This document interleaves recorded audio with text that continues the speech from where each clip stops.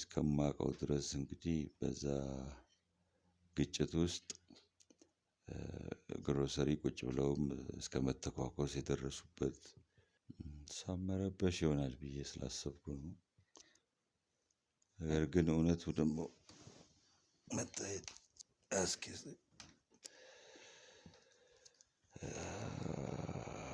አልፈልግም ነበር።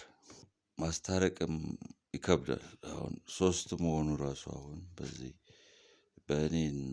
በእኔ ግላዊ ግጭት የለንም፣ ስራ ላይ የተገኘ ግጭት ነው። በዳንኤልና በአቶ ግዛቸው የተከሰተ ችግር ያ ማለት እኔን አይመለከተኝም ማለት አይደለም። አንድ በኩል የባለቤቴ ወንድም ነው። በህይወቴ የማልፈቅደው ደግሞ ባለቤቴ ይህን ሰምታ ህይወታችን ወይም ደግሞ የተሻለ ነገር ባለን ሰዓት ላይ ያልሆነ ነገር እንዲመጣ አልፈለኩም ነበርና በእርግጥ አቶ ግዛቸው የመደቡት የካፒታል መጠን ትልቅ ቢሆንም በዛ መደላደል ውስጥ ነው። ምክንያቱም የሂሳብ ባለሙያ አለ፣ ግለሰቦች አሉ፣ ኦዲቲንግም አለ፣ ለመንግስትም ደግሞ የምትከፍለውም ክፍያ አለ። ይህን ያህል መሳሪያ እስከ መማዘዝ እስከ መተኳኮስ የሚያደርስ ማለት የእውነት ላይ የተፈጠረው ነገር በጣም ነፍስ እስከ ማጥፋት ድረስ የሚያደርስ ደረጃ የሚያደርስ ነገር ነበር ማለት ነው። ያው እስቲ ምን እያደረግሽ ነው ያለሽው? ምን በስነ ስርዓት ያወራው ካንሶክ ደግሞ እቺን አረመኔ ታመጣልኛል? እስቲ ዞር ምን ነው የምትይው? አንቺ ተረጋግተሽ ተቀመጪ። ዳንኤል የት አለ? ዳንኤል የት ነው ያለው? እስቲ በሆነ አጋጣሚ ዳንኤልና ዝናቡ የሚያገናኛቸው ወይም የሚያተዋውቃቸው ወይም በስራ አጋጣሚ አንድ ላይ የሰሩበት አጋጣሚ አለ? ቁጭ በይ አንቺ ልጅ። ምንድን ነው የምትሆኚው? ነው ያልኩሽ። አንቺ አርፈሽ ተቀመጪ። ተረጋግተሽ ተቀመጪ አንቺ ልጅ። እስቲ ዞር በልልኝ በእናትህ። ሴት ነሽ ብዬ አክብሬ ነው እንትን ያልኩሽ። ተረጋግተሽ ተቀመጪ። ቁጭ በይ። ስኖር ወንድሜ ነው የሚመጣው እና ውይ በእናትሽ እዚህ ልደር ምናምን። እኔ እንደውም ወንድሜ በቃ ባልትዳር ሂድ ምናምን እለዋለሁ። ከዛ አብዛኛውን ጊዜ እዚህ የሚመጣው ምንድን ነው ሊያለቅስ ብሶቱን ሊነግረኝ። ወንድሜ አልሞት ሲልሽ ድጋሚ እኔ ልገጂ ካልገደልሽ ምን እንዴት ገለዋለሁ? ከእህት ጋር ምን አድርገን የመጣኸው ምናምን በቃ አለባት፣ የሆነ ነገር አለባት ሁላ። ይሄ በቃ እንትን ነው ስራውን ሁሉ መስራት እስኪያቅተው ድረስ ቤቱ እስኪያስጠላው ድረስ ምናምን ደረጃ ነው የደረሰው ማለት ነው ወንድሜ። ሰው በቃ ሰርቶ ሲመጣ ምናምን ቢያንስ ምንም እኮ ይሄ ምግብ እኮ አይደለም ሰርታ ላታቀርብለት ትችላለች፣ ግን ጥሩ ፈገግታ ለነፍሰ ገዳዮችና ለነሱ ክትትል የሚሆነውን ገንዘብ ስትከፊ የነበርሽው አንቺ ነሽ። ያው መጥፎ ሰው ስለሆነ። ማን ነው መጥፎ ሰው? የእህቴ ባል ዘነበ መጥፎ ሰው ስለሆነ አይቀርበውም። ላኪ ስልሽ ለወንጀለኞች ሄደሽ ትከፊያለሽ። እኔ ወንጀለኛ ይሁኑ አብረው ይስሩ አላቅም። ነገር ግን ህግ ጋር ስትመጪ ሳላቅ ነው ያደረኩት የሚባል ነገር የለም። እኚህ የስጋ ዘመድ ናቸው የገዛ የእህታቸውን ባል ለማስገደል እየሞከሩ ያሉት። አፈንግጬ ያንን ነገር አጣራለሁ ካለ በሬሳ ላይ ተርማምደ የደፋሪ ልጅ ላይ ካለ ሲሄድ ግን በቃ ምንም ማድረግ አልችልም። ገባህ አይደለ? ብዙ ነገር ሞክሬያለሁ ለማወቅ ለማጣራት፣ ከዚህ ህይወት ለማምለጥ ሞክሬያለሁ። ግን አሁን ኦልሬዲ የማልፈለግበት ዓለም ላይ ሌላ 4 ልጆቼንም አምጥቻለሁና ተፈጠረው ነገር ይሄ በጣም ውስጥ በሳይንስ ነበር። ምክንያቱም የፈራሁበት ነገር አለ። ትልቅ ሚስጥር አለ እዛ ጋር። መሄድ አለብን እዚህ መቀጠል አንችልም ብሎ ነው ይዞ ነው የወጣው። ብጠይቀውም አላስረዳኝም። ግን በጣም መጥፎ ጸብ ነበረ። እንደ ሽሽት ነው ወደ አዲስ አበባ የመጣ። መጀመሪያ ላይ ስለሆንኩኝ ከእናቴ ጋር የሚደርሰውንም ነገር አውቃለሁ በደንብ ምን ነገር እንዳለ። አንድ ቀን ሰላም የለም። ከቤት ወጥቶ ሲመጣ ልጆቼ እንዴት ነው ብሎ አቅፎን ስሞን አያውቅም በስነ ስርዓት ማለት ነው። ገና ከቤት በር ሲገባ ጀምሮ ነው ጭቅጭቅ የሚጀምረው። የሆነ በቤተሰቦችሽና በሱ ቤተሰቦች መካከል የተፈጠረ ነገር ኖሮ ያንን ነገር አሁን እየተበቀላችሁ የአንቺ ቤተሰቦች አንቺን እንደዚህ በማድረግ የሚባሉ ነገሮች እንደሆነ ነገር ይኖራል ከአንቺ ቤተሰቦች ጋር የሆነ ስራ ሰርተው የሆነ ነገር ላይ ባለመግባባት በጣም ይባቡ ጓደኛማቾች ተጣልተው ነበሩ ማለት የራሱ ጓደኛ ጋር በጣም መጥፎ ደረጃ ጸብ ገብቶ ነበር። እኔም ከሰው ነው የሰማሁት። እሱ ዋሽቶኛል ማለት ጥሩ ስራ አግኝቼ ነው ያለኝ። ግን ከሰፈር ሰው እንደሰማው ከሆነ ሊጋደሉልሽ ነው አቶ ዳንኤል ጋሽ ዳንኤል ሊጋደሉልሽ ነው ሁላ ተብሎ ተነግሮኝ ነበር ከጎረቤት። አሁን ደግሞ እድሜ ሲጨምር እየተገፋው ሰው ፊትህን እያኮሳተረብህ አክስት እንዴት ሊያኮሳተርብህ ይችላል? ኔክስት ይሄ ሁለተኛ እናት ሁለተኛ አባት ማለት ነው አጎትና አክስት ማለት። ስለዚህ እነሱ የማያቀርቡ ከሆነ አስበው ምን አይነት እንትን ውስጥ ልሆን እንደምችል እኔ ማለት ነው።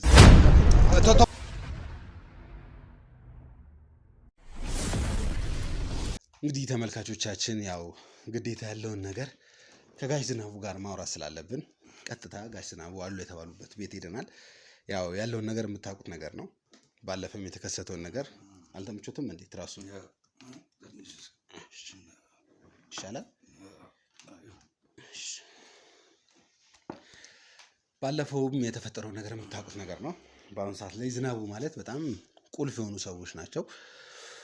እየሰጡን ያሉ መረጃ እየሰጡን ያሉት እያንዳንዱ ዶክመንት ብዙ ነገሮችን እየፈታልን ነው የሚገኘው። ያንም ደግሞ በመሆኑ በብዙ ሰው ብዙ አይነት ጥቃትና እርምጃዎችን ለመውሰድ እየተሞከረ ነው። ነገር ግን ያለውን ነገር እያንዳንዱ ነገር እየተከታተልን የእሳቸውን ደህንነት እየጠበቅን መውጣት ያለባቸው መረጃዎች መነገር ያለባቸው ነገሮች ሁሉ እየተነገሩ ነው ያሉት። እንግዲህ ያው ዛሬም የመጣሁበትን ምክንያት ታውቁታላችሁ። ከዚህ በፊት ላይ የተፈጠረውን ነገር እያንዳንዱ ነገር የምናውቀው ነገር ነው። ነገር ግን ይሄ ነው ብዬ ከመናገሬ በፊት ምንድን ነው የተፈጠረ ያለው? ምክንያቱም ጋሽ ዝናቡ ብዙ ያሳለፉት ነገሮች አሉ። ብዙ ሚስጥሮችን ደግሞ በውስጣቸው ይዘዋል። እያንዳንዱ ነገር በተናገሩ ቁጥር ለደህንነታቸው ትልቅ ስጋት እየሆነ ነው ያለው።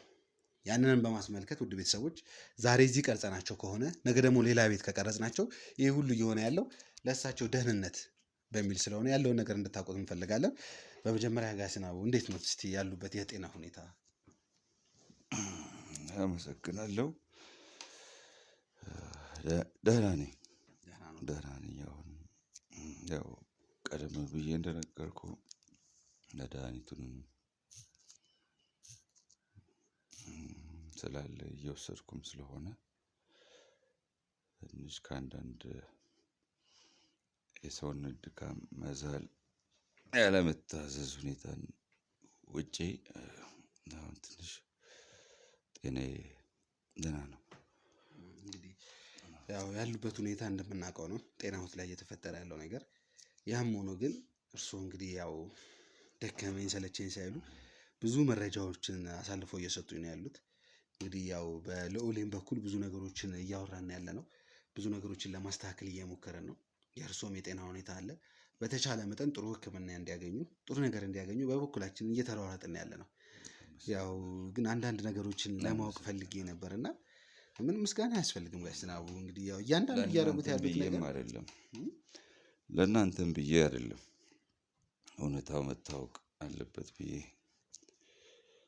ምክንያቱም እግዚአብሔር ደጃፍ ላይ ነው ያለሁትና ይሄን ይዤ ብሄድ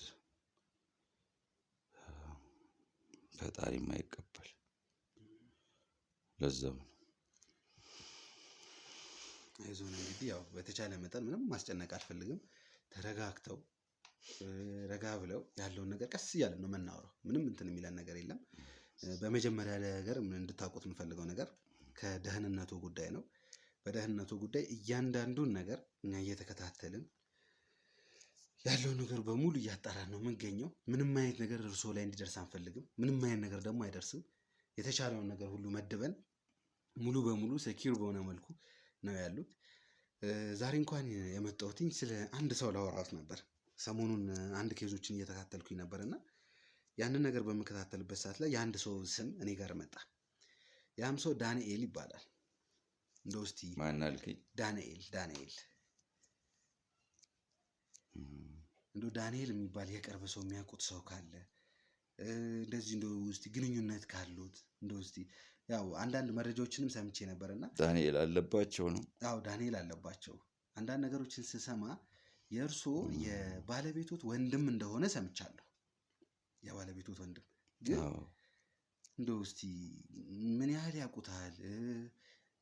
እርስዎ ከባለቤቶት ቤተሰቦች ጋር ያሉት ግንኙነት ምን ያህል ነው የሚለውን ነገር እስቲ እንደው መጀመሪያ ቢነግሩኝ። እንደው የዳንኤል ይቆይና እርስዎና የሚስቶት ቤተሰቦች ጋር ግንኙነቶት እንዴት ነው?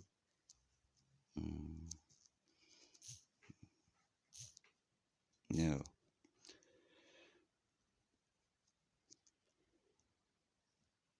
ባለቤቴ ፀሐዬ ትባላለች።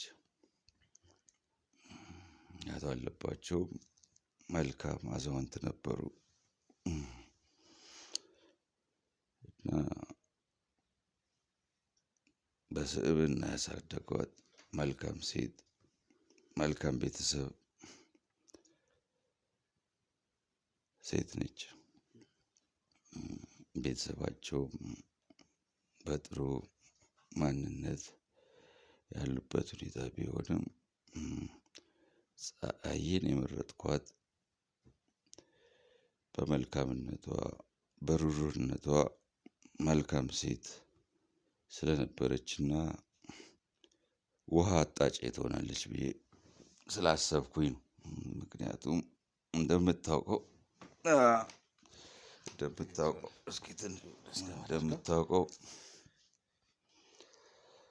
የስራዬ ሁኔታ ከቦታ ቦታ ከጊዜ ጊዜ እየተፈራረቀ የሚመጣበት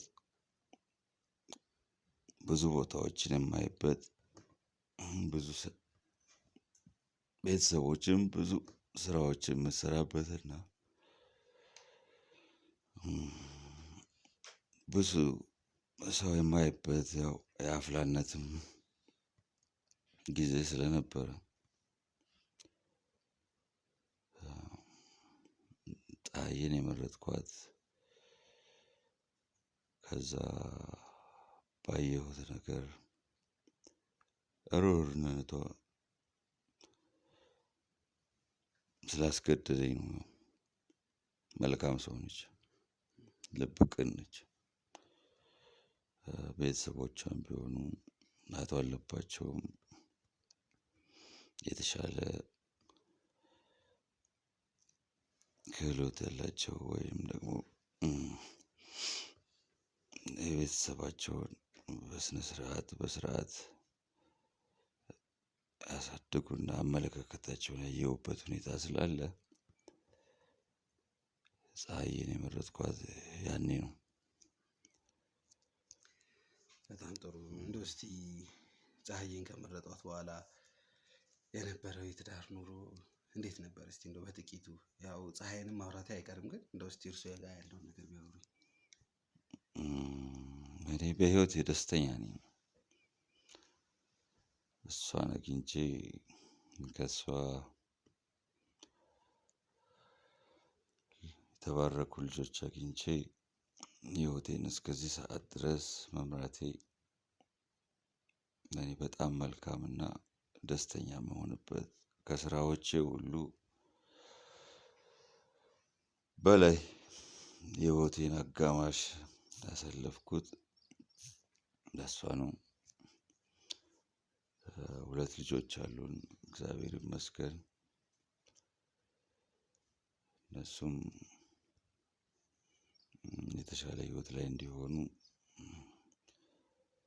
እመኛለሁ። አሁንም ናቸው፣ እግዚአብሔር ይባርካቸው።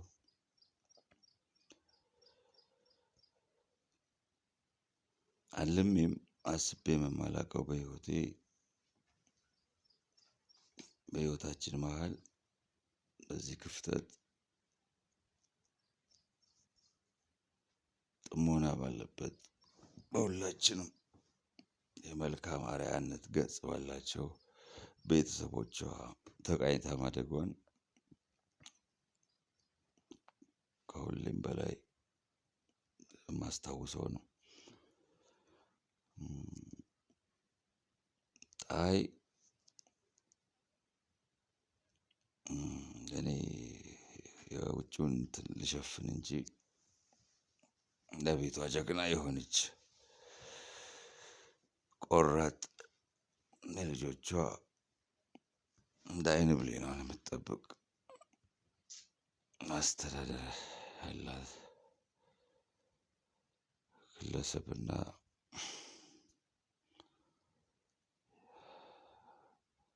ባለቤቴ ነች። ይሄን እልሃለሁ። በጣም ደስ ይላል። እንግዲህ ከባለቤቶት ጋር ያለው ሰላም፣ ፍቅር በጣም ደስ የሚል ነገር ነው። እንደሚነግሩኝ ከሆነ ደግሞ በጣም ደስተኛ እንደሆኑም ነው። ይሄም ደግሞ በጣም ደስ የሚል ነገር ነው። እንደው እስቲ ከቤተሰቦት ጋር ያለው ነገር ይሄን ነገር ካወራን እንደው እስቲ እርስዎ እንደማውቀው ከሆነ አርክቴክት ላይ እንደሚሰሩ የተለያዩ ፈርኒቸሮች ላይ እንደሚሰሩ እንደዚህ ሰሚ ፊኒሽድ የሆኑ ቤቶችን እንደዚህ መጨረስም ሊሆን ይችላል። ብቻ እንደዚህ ከፈርኒቸር ጋር የተገናኙ ስራዎች እንደሚሰሩ ነው የማውቀው። እና እንደው አንዳንድ ነገሮችን በማጣራበት ሰዓት ላይ ከዳንኤል ጋር ያው ዳንኤል ማለት የባለቤቱ ታላቅ ወንድም ነው እና ስለሱ አንዳንድ ነገር በማጣራበት ሰዓት ላይ ያው የመጀመሪያ ላይ እንኳን አላወኩኝም ነበር ዳንኤል የሚባለውን ሰውዬ ስፈልግ ስለሱ ያለው ነገር ሳጣራ እንግዲህ የባለቤቱ ወንድም መሆኑን አላወኩኝም ነበር። እና እንደው ካወኩኝ በኋላ ግን አንዳንድ ነገር ላወራዎት ፈለኩኝ። እና እንደው እስቲ እርስዎና ዳንኤል እንደው የሚያገናኙት ነገር ካለ እንደው እስቲ ምክንያቱም የቤት ድለላ ላይ ምንም ላይ ይሰራለሁ ስላለኝ ሳይሆን ይሰራል የሚል ወሬ ስለሰማሁ እውነት ነው። እንደው እስቲ የሚያገናኙት ነገር አለ እንደው እስቲ ካለም ደግሞ እያንዳንዱ ነገር ነው እንደው በደንብ አብራርተው ቢነግሩኝ። ምክንያቱም ይሄ ነገር ወደ በኋላ ላይ ለእርሶ የምነግሮት ነገር አለና ከዛ ነገር ጋር እንዴት አገናኘው እንዴት ሆኖ እንትን ሊሆን ቻለ የሚለው ነገር ማጣራት ስለፈለኩኝ ነው። አቶ ዳንኤል ዳንኤል አለባቸው ባለቤቴ ታላቅ ወንድም ነው። እዚህ ጣይን ባገኘሁበት ሰዓት ነበር ትውውቃችን። ማለት አመት ከ6 ወር ከእሷ ጋር በግላችን ካሳለፍንበት ህይወት በኋላ ያው መታወቅ አለብህ ቤተሰቤን ወደ ትዳርም የመግባት አዝማሚያ ስለነበረን መታወቅ አለብህ። አባቷን አቶ አለባቸውን ከማስተዋወቋ በፊት ዳንኤልን ነበር ያስተዋወቀች። ዳንኤል ደግሞ በዛ ወቅት በተለያዩ የድለላ ስራዎች ስራ የሚሰራ ነበረ። በቤት ሽያጮችም ላይ እጁ አለበት። እዚህ ከተማ ውስጥ የተሻለ የተባለ እንድምታ የሚሰጠው ልጅ ነበር። ጎበዝም ልጅ ነው። ሰው ተግባቢ ነው። መልካም ሰው ነው። እና በዛ አጋጣሚ ነበር ያወቅኩት። ከዛም ባለፈ ከስራዎቼ ጋር አብሮ ይሄዳል ብዬ ያው እኔ የምሰራው የእጅ ሙያ ነው። የተለያዩ የቤት እቃዎችን የተለያዩ በር ስራዎችን የተለያዩ የኪችን ካቢኔት አሉ ብዙ ብቻ ፈርጀ ብዙ ነውና እሱ እዛ ድለላ ላይ ካለ ያው አብረን የተሻለ ስራ የመስራት አላማ አንግበን ፀሀይን በደንብ አድርጋ አስተዋውቃን ከእሱ ጋር የሽርክና ስራ የመስራት አዝማሚያ አለን። ምክንያቱም እኔ አንድ ቦታ ብቻ ምረጋም ስላልሆንኩ ወይንም ደግሞ አንድ ቦታ ብቻ ብረጋ የተለያየ ቦታ ስለሚሆን ስራው እሱ ስራውን በሚያገኝበት ጊዜ እዚሁ ከተማ ብቻ አይደለም ትንሽ እጁ ሰፊ ስለሆነ እዚህ ከተማ ቁጭ ብሎ የተለያዩ ከተማዎች ላይም እስከ ጫፍ ድረስ ስራዎችን ያመጣል። እንሰራለን። ያው ፓርትነርሺፕ ብለው አሁን በዛ ስራ በኮሚሽን ስራ አብረን እስከ ቅርብ ጊዜያቶች እየሰራን ይሄ የጤና እክል ከማጋጠሙ በፊት አንዳንድ ሁኔታዎች ከመከሰታቸው በፊት የሙያ አጋሬም አይዞህ ባይም ነው። የተሻሉ ስራዎችም እንሰራ እንደነበር ነው የምነግርህ። እንደው እስቲ ጋሽ ዘነበ አውቃለሁ እርሶ ብዙ ጊዜ ነገሮችን በሆዱ መያዝ ነው የሚወዱት። ያለውን ነገር ወደፊት አምጥተው መናገር አይፈልጉም። እንደውም የልዑልንም ጉዳይ ከብዙ ጊዜ በኋላ ነው ነገሩን እንዳለ ያለውን ነገር ከመሞቴ በፊት አንዳንድ ነገሮች መውጣት አለባቸው ብለው እስከዛሬ በውስጡ የደበቁትን ሚስጥር አውጥቶ አንዳንድ ነገሮች ያወሩትና አሁንም ቢሆን ጋሽ ዘነበ አውቃለሁ ብዙ ነገር ለትዳሩ ሲሉ ለቤተሰቡ ሲሉ ብዙ ነገር መስዋዕት እንደሚሆኑ አውቃለሁ። ብዙ ነገሮችን በልቡ ይዘው እንደሚቀመጡ አውቃለሁ። እና እንደው እስቲ እኔም የማወራው ነገር ስላለ ከዛ በፊት እንደው ያው እንዳሉኝ ከሆነ ከዳንኤል ጋር ብዙ ስራዎችን ሰርተናል ብሎኛል። እና እንደው እስቲ በስራ መሀል ብዙ የሚያጋጥሙ ነገሮች አሉ። እንደሰማሁትም ከሆነ ጭምጭምታ የእርሶና የዳንኤል መጨረሻ ላይ እንደ ቢዝነስ ፓርትነር ብትሆኑም ያው በጥሩ ነገር እንዳልተለያያችሁ አንተም የራስህን የሆነ ሰዓት ላይ የራስህን ስራ መቀጠል እንደጀመርክ እሱም ሌላ ስራ እንደሰራ አንዳንድ ነገሮችን ሰምቻለሁ። ግን ግልጽ አልሆኑልኝም። የሆነ የተደፋፈኑ ነገሮች መረጃዎች ነው የደረሱኝ። እና እንደው እስቲ አንዳንድ ነገሮችን ቢያወሩኝ እንደው እርሶ ከመታመሙ በፊት ከእሱ ጋር ስራ እንዳቆሙ ሰምቻለሁ። እና ምንድን ነበር የተፈጠረው? እንዴት ነበር የነበረው ነገር? እስቲ እንደው ያለው ነገር በሱ እንኳን ቢያወሩኝ። አቶ አልኩኝ ዳንኤል ያው ብዙ ስራዎችን ሰርተናል። ነገር ግን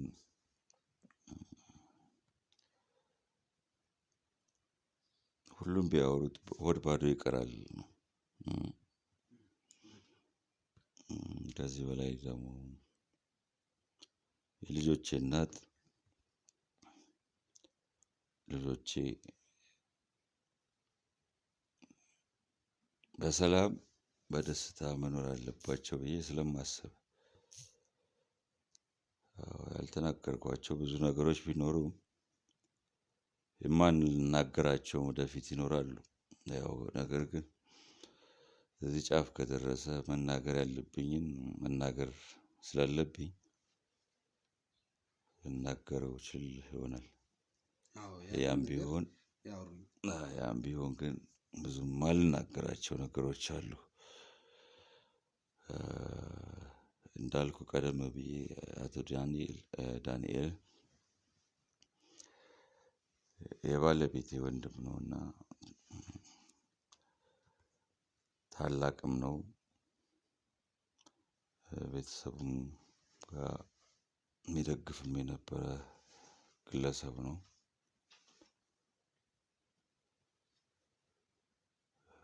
በተለያዩ ሙያዎች በተለያዩ ስራዎች አብረን የሰራናቸው አስቀምጬዋለሁ በማስታወሻም ቢሆን ከ750 በላይ ስራዎች አብረን ሰርተናል። እዛም የተሻለ ጥቅም እና የተሻለ ክፍያ እንድናገኝ አግኝተናል። ያው ስራ ካለ ሁሌ ግጭት አለ። ስራ ካለ ሁሌ ግጭት አለና ሰው ይጋጫል። ያው ባለቤቴም እንድታውቅ አልፈልግም። ቤተሰቡም እንዲያውቅ አልፈልግም። የባከነው ነገር ባክኖ ኖርማል የስራ ምህዳራችን እንድንመጣ እፈልግ ነበር ሁልጊዜ። ያም ቢሆን መጨረሻ ላይ ከኔ ያው ሰው ነኝና ከኔ አይመጣም አልልም። ያው አንተ እንዳልከኝ ከውጭ ግፊቶች ይኖሩበት ይሆናል የሚል ሀሳብ አለኝ። ዳንኤል ከውጭ ግፊቶች ያው ምናልባት አላቅም ያንን ግፊት እና በሆነ አጋጣሚና በሆነ የስራ ሂደት ትልቅ ግጭት አደረግን። ፕሮጀክቱ የነበረው በመንግስታዊ ተቋም የነበረ ፕሮጀክት ነውና ትልቅ ካፒታል የሚጠይቅ ነበርና እሱም የራሱን የገንዘብ መጠን እኔም የራሴን ገንዘብ መጠን አውጣተን ምክንያቱም እያንዳንዱ ፕሮጀክት ባለቀ ቁጥር ነው መንግስት ይለቅልህ የነበረው በጀቱን። ስለዚህ እዛ ጋር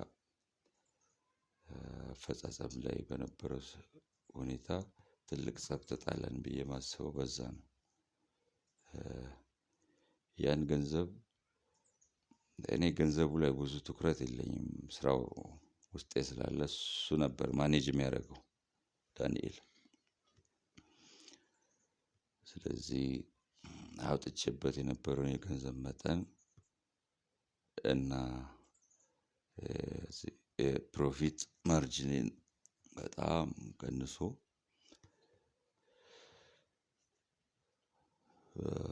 ነበረ የሰጠኝ ነበረ። ስራውን እሱ ቢያመጣውም ኖሮ ስራውን የሰራሁት እኔ ነኝ። እሱ ስራውን ማምጣት ነው፣ ሰው ደግሞ መስራት ነው። እሺ። ስለዚህ ኮምፐንሴትድ የሆነ የሂሳብ ክፍያ አላገኘሁበትም። ያም ቢሆን በሌላ ስራ ይተካል ብዬ ስለማስኬት ራሱ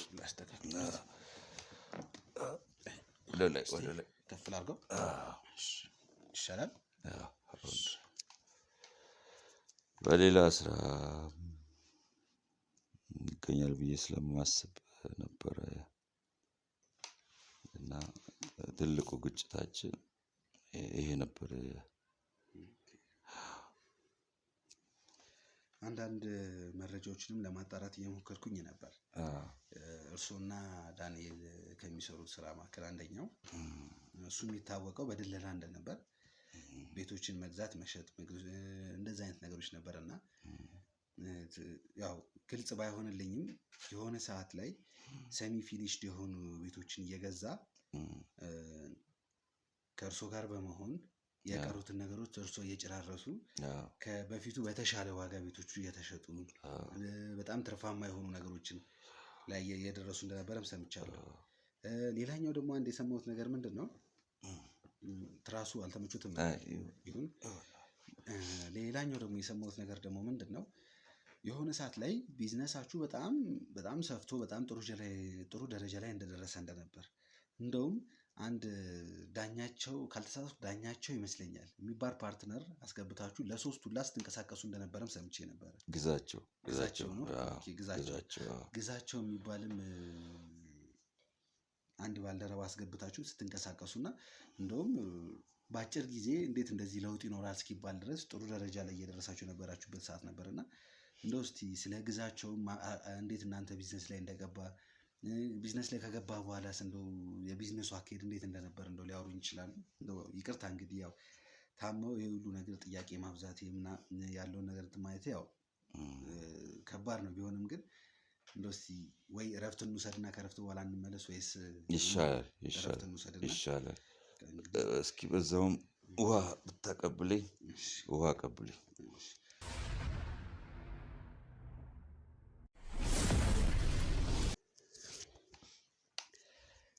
እንግዲህ ቤተሰቦች ከትንሽ ደቂቃ እረፍት በኋላ ተመልሰን መጥተናል። ያለውንም ነገር እንግዲህ ያው አቶ ዘነበም ቀጥታ ያለውን ነገር ሁሉ ነገር ማውራት ትንሽ ስለሚከብድ እረፍት እየወሰድን በመሀል ያለው ነገር እየተጨዋወትን ነው ስላለው ነገር የምናወራው። እንግዲህ አቶ ዘነበ ያው ያለውን ነገር መቀጠል ስላለብን እንደው እስቲ ከነበርንበት እንቀጥልና ምን እየተፈጠረ እንደነበር በሰዓት ውስጥ በጥቂቱም ቢሆን ያውሩኝ። ባልደረባችሁ ቀደም ብለን እንደጠየቀኝ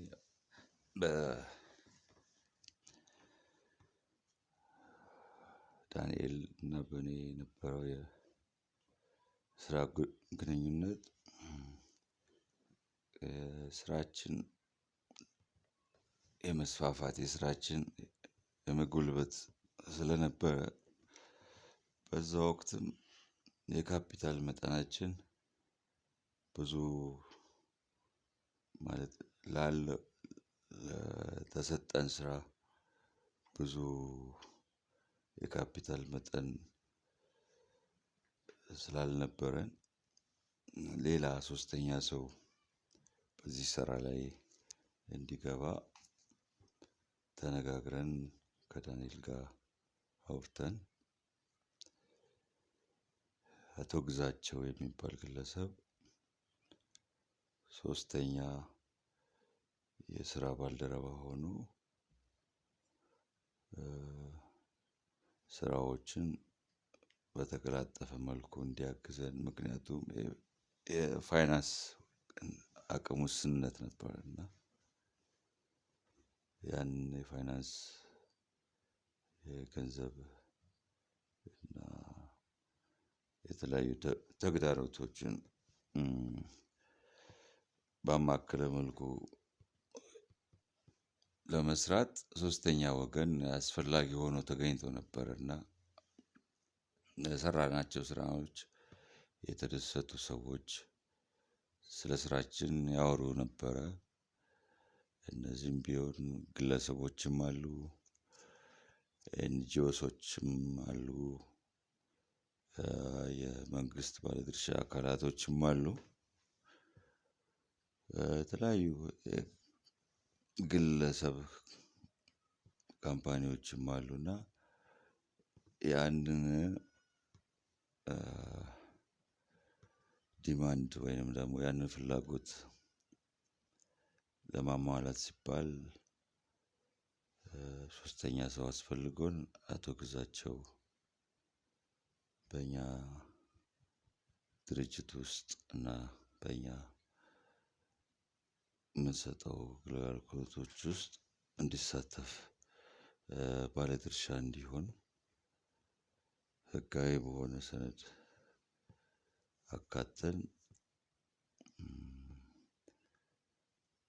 ስራውን በመልካም ሁኔታ በጥሩ ሁኔታ ትንሽ አቶ ግዛቸው የገንዘብ እንትኑ ጥሩ ስለነበረ ስራዎቹን ካቀድነውና ካሰብነው በፊት እያጠናቀቅን ግለሰቦችም ከስተመሮቻችን በተለያዩ በነገርኩህ እንትን ምስጋና እያገኘን የምስጋና ወረቀቶችን እየሰበሰብን የተሻለ ክፍያ እያገኘን ስራዎችን እያንቀሳቀስን ነበር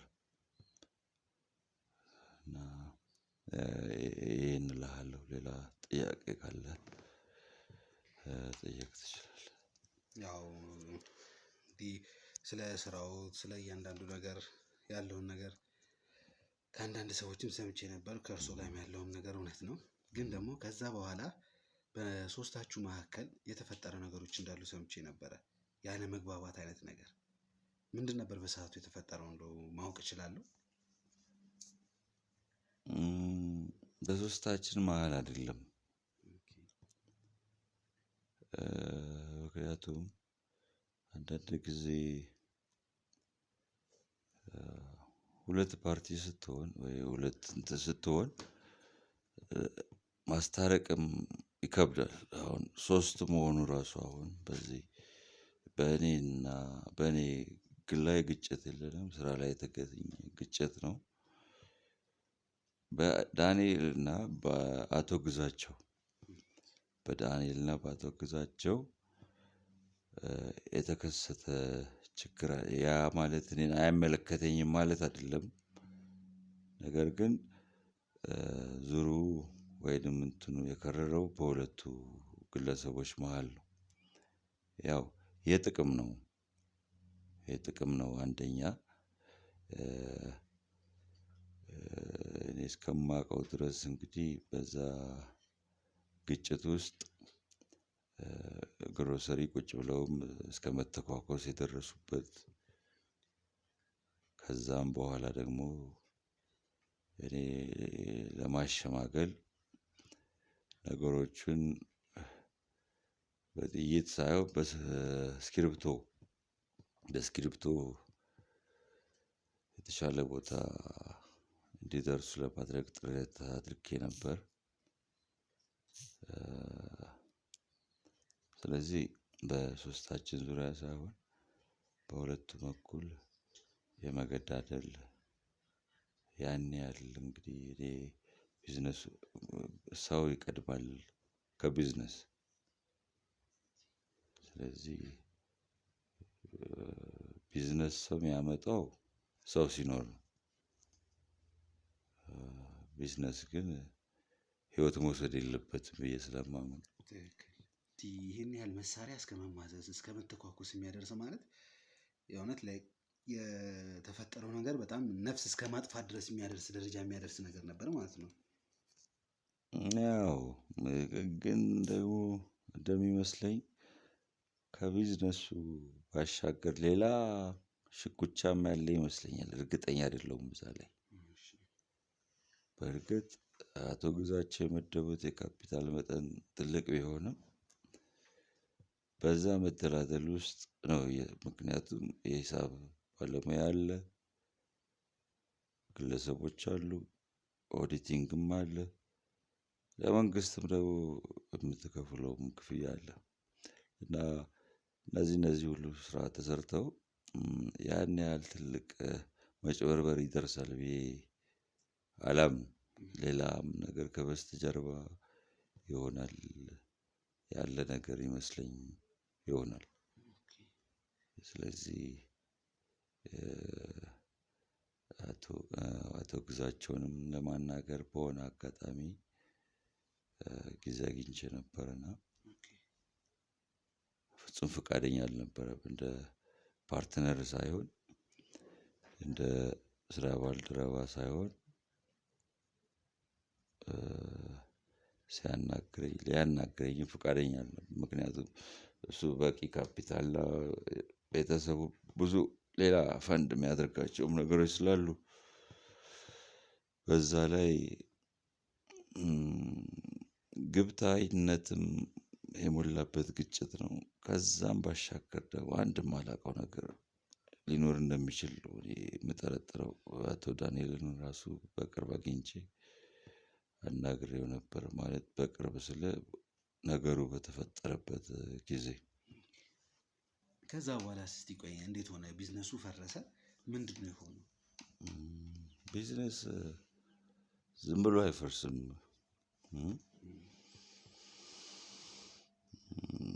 ሽማግሌዎችም ልክ ያለው ለሁለቱም ጎራ ስንት እድሜ ልኬን የገነባሁት ነገር እንደዚህ ሆኖ በዋል ፈሰስ ሆኖ እንዲቀር አልፈለኩም ነበርና ከዛ በኋላ ለሁለቱም ቤተሰቦች በሁለቱም ፓርቲዎች በዚህ በዳንኤልም በአቶ ግዛቸውም በኩል ሽማግሌዎች፣ ምክንያቱም ብዙ ሰው ያውቀናል፣ የተሻለ ስም አለን፣ የተሻለ ሰው እናውቃለን፣ የተሻለ ነገር አለን። ስለዚህ እኛን ለመዳኘት የተሻለ ወቅትና ጊዜ ስለነበረ ሁለቱን ሶስታችንም ባለንበት ተገናኝተን ሽማግሌዎቹም ጭምር እርቅ እንድናወርድ የተፈጠረው ነገር ከዚህ ውጪ ሌላ ነገር ካለ የሚል እምነት ከዚህ ውጪ የተፈጠረ ነገር ካለ አብረን እንፍታ የሚል እሳቤና ግንዛቤ ነበረኝ። አንድ በኩል የባለቤቴ ወንድም ነው። በህይወቴ የማልፈቅደው ደግሞ ባለቤቴ ይህን ሰምታ ህይወታችን ወይም ደግሞ የተሻለ ነገር ባለን ሰዓት ላይ ያልሆነ ነገር እንዲመጣ አልፈለኩም ነበርና ሁለቱን ለማሸማገል ሞክሬ ነበረ። ነገር ግን አልሆነም። በዳንኤል በኩል የእሽታ መልስ ባገኝም አቶ ግዛቸውን በስልክም በአካልም ለማግኘት ፈልጌ ነበረ። ስልኩም አይነሳም። በአካልም ያው ከቤተሰቡ ወጥቶ ብቻውን እየኖረ የነበረ ግለሰብ ነው። ባለቤት እንዳለው አውቃለሁ። መጀመሪያ ባለቤቱ ጋር ነው ለመሄድ ጥረት ያደረኩት። ባለቤቱ ምክንያቱም ይሄ ድርጊቶች ከተፈጸመ ቢያንስ 3 ወራቶች የሁለት ከግማሽ እስከ 3 ወራቶች ጊዜ ውስጥ ነበር። ያን ጊዜ ባለቤቷም ንብረታቸውን ሸጠው ወደ ሌላ ከተማ እንደሄደች ያልሆንልህ ሲል ምክንያቱም ትንሽ ግራ ያጋባኝ ነገር ነበር። እዚህ ጋር ትልቅ ቢዝነስ የጀመርነው ቢዝነስ ነበር። በዚህ ጊዜ ውስጥ በ2 ወር ከግማሽ እና እስከ 3 ወር ባለው ጊዜ ውስጥ ይሄ ነገር ይሆናል ብዬ አላሰብኩም፣ አላወቅኩም። ይብረድላቸው አይነት ስሜት። ምክንያቱም ዛሬ ተጣልተህ ነገ ማስታረቅ አይሆንም። ስለዚህ ያንን ጊዜ ለመግዛት አስቤ በሄድኩበት ሰዓት አቶ ግዛቸው ባለቤትም ንብረቱን ሸጣ ወደ ሌላ ከተማ እንደሄደች ያወቅኩት። ከዛ በኋላ የአቶ ግዛቸው ድምፅ ጠፋ ማለት ነው። ወላጆቹ ጋር ሄድኩ። ወላጆቹ ከዛ በኋላ የማግኘት እድሉ ምንም አልነበረም ማለት ነው። አልተገናኙም። በፍጹም። ያው ቢዝነሳችንም ፈረሰና ኋላ ሳጣራ እንደነበረው አቶ ዳንኤል ማለቴ ነው እኔ በማላውቀው መልኩ በጣም ብዙ ገንዘብ ከአቶ ግዛቸው ላይ አጭበርብሮ እንደወሰደ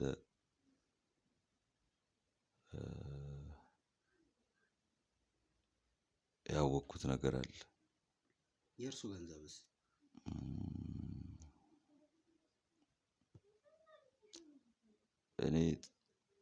እኔ ገንዘብ ያው ባለቤቴ ነች ገንዘቤ። ብዙ መጋጨትም አልፈለኩም ከዳንኤል ጋር ያው ባለቤቴ እንዳታውቅ ልጆቼ እንዳይረበሹ ስል የኔንም ገንዘብ በእርግጥ ጠፍቷል። ነገር ግን ባለቤቴ እንድታውቅና እንድትረበሽ፣ ቤተሰቤ እንዲያውቅ እንዲረበሽ፣ የእሱ ቤተሰብ እንዲያውቅ እንዲረበሽ ስላልፈለኩ ያው ባለኝ በራሴ ፐርሰናል የግል አካውንት እየተንቀሳቀስኩ ለመሞከር ጀምሬ ነበር። ብዙ ገንዘብ ነው ዳንኤል ያጠፋው፣ በጣም ብዙ ገንዘብ። ስለዚህ ይህን መንገርም አልፈለኩም ነበር በእውነት። በጣም የሚያሳዝን ነው። ስለዚህ ከዛ በኋላ ነገሮቹ በዛው መልክ ነው የቀሩት። እርስዎም ድጋሚ አላገኙትም ማለት ነው? ፍጹም አላገኘሁትም። በህይወት ይኑር ይሙት ምንም የሚታወቀው ነገር የለም። ግዛቸው መድኃኒዓለም ይወቅ እንጂ እኔ ምንም አላውቅም። እኔ ራሱ መድኃኒዓለም ደጅ ላይ ነኝና መድኃኒዓለም ይወቅ፣ አላውቅም የት እንደደረሰ። እንግዲህ ቤተሰቦች እንደሰማነው ያለው ነገር እንደዚህ እየቀጠለ ነው ያለው። ዳንኤል ማን ነው? ዳንኤል ምንድን ነው ከአቶ ዘነበ ጋር ያገናኘው የሚለውን ነገር ነው በዋነኛነት ልናጣራ የመጣን የነበረው። እንደምናውቀው ከሆነ አቶ ዘነበ ጋር እየተፈጠረ ያለው ነገር የምናውቀው ነው። አቶ ግዛቸውንም ደግሞ ሶስተኛ ሰው በህይወት ይኑር ይሙት የሚታወቅ ነገር የለም። አቶ ዘነበ ያሳለፉት ነገር ይበቃኛል፣ የኔ ሀብቴ ባለቤቴ ነች ብሎ ለረጅም ዓመት ያሳለፈውን ንብረት የረጅም ዓመት ያሳለፈውን ሀብት አሳልፎ ሰጥቶ ከባለቤቱ ጋር እየኖረ ነው ያለው። እስቲ ይሄ ነገር ሲፈጠር ይሄ ነገር ሲኖር እንደው የእርሶ ባለቤት ምን የምታውቀው ነገር የለም ነው የሚሉኝ? አንዳችም ነገር አታውቅም። አንዳችም ነገር አታውቅም። ፍጹም እንደው እስቲ እርስዎ ፈቃደኛ ከሆኑልኝ ባለቤቶትን አስቀምጬ አንዳንድ ነገሮችን እስቲ ልጠይቋት። እንደው ምንድን ነው የተፈጠረ ከዚህም ጋር የተገናኘ ነገር ሊሆን ይችላል። እንደውም ከእሷ ቤተሰብ ጋር ያው ምንም ቢሆን ሚስትም ደግሞ ለባሏ ስትል ብዙ ነገሮችን ትደብቃለች። ያም የሚሆንበት ምክንያት ደግሞ ለትዳሩ ሰላም፣ ለትዳሩ ፍቅር በሚል ነው። እርሶም ደግሞ ያው እንዳንድ ነገር እንደነገሩኝ ከሆነ ለትዳሩ ሲባል ብዙ ነገር መስዋዕት እንደከፈሉ ነው ያየሁትኝና እንደው እስቲ ፈቃደኛ ከሆኑልኝ ባለቤቶትን ባወራ አንዳንድ ጥያቄ መጠየቅ ብችል እንደው ሳመረበሽ ይሆናል ብዬ ስላሰብኩ ነው። ነገር ግን እውነቱ ደግሞ መታየት